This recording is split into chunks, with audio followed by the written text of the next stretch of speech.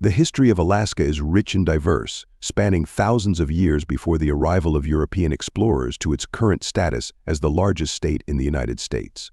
Here's an overview of its history. Alaska's story begins with the first people who lived there for a really long time.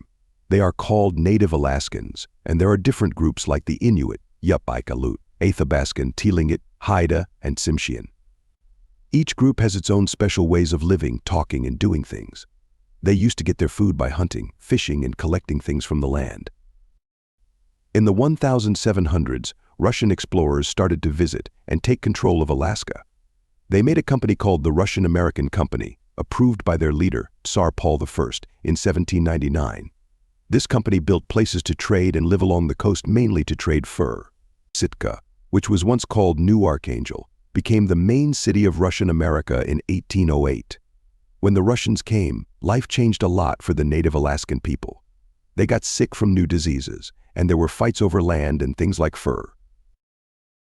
In 1867, the United States bought Alaska from Russia for $7.2 million.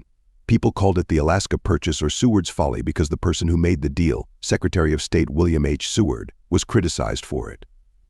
Many Americans didn't think it was a good idea to spend so much money on a faraway place like Alaska. In the late 1800s, people found gold and other valuable stuff in Alaska. This caused a lot of excitement, and many people rushed there hoping to get rich. The biggest rush was called the Klondike Gold Rush, which happened from 1896 to 1899. Thousands of people went to Alaska looking for gold, and this made towns and roads grow really quickly.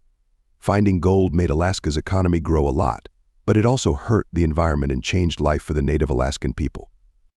After the United States bought Alaska, it stayed as a territory for more than 90 years. In 1912, it got its own government. During World War II, Alaska became really important for the military because of its location. They built roads like the Alaska Highway and other things to connect it better to the rest of the country.